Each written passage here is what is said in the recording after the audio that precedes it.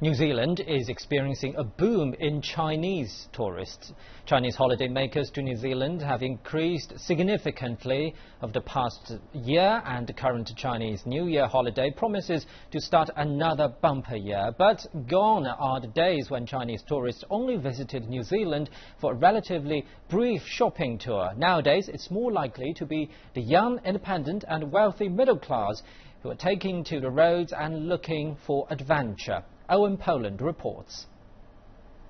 Lovely, one more.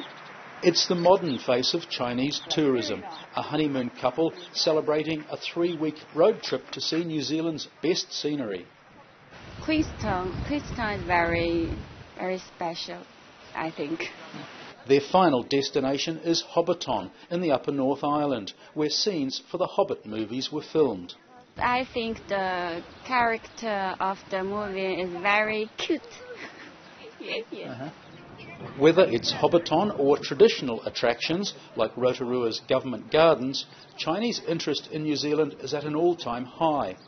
Visitors increased by 30% last year to almost 250,000 people, and experts predict similar gains this year. Obviously there's more people with more wealth who are looking to travel, and New Zealand offers such great experiences for Chinese visitors. A land where giant volcanoes once ruled the skies. In addition to 5-star hotels, casinos and upmarket shopping, Chinese visitors want to enjoy New Zealand's spectacular landscape. The thermal wonderland of Rotorua has traditionally been a compulsory stop for busloads of Chinese tourists travelling on highly organised shopping tours.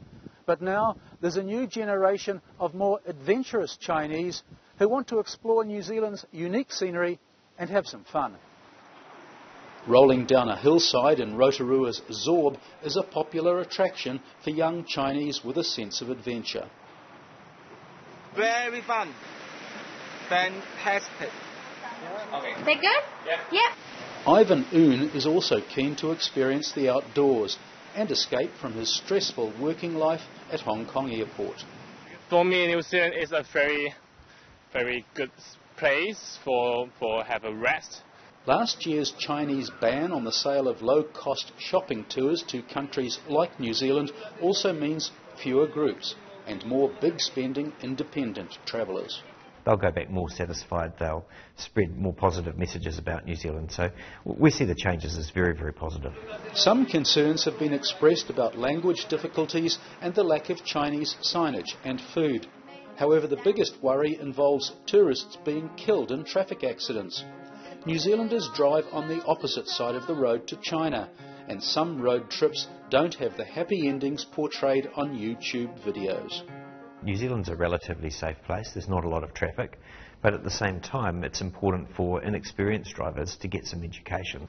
And hopefully most Chinese visitors will go home with only happy memories of the country which the locals call God's own. Owen Poland in Rotorua for CCTV.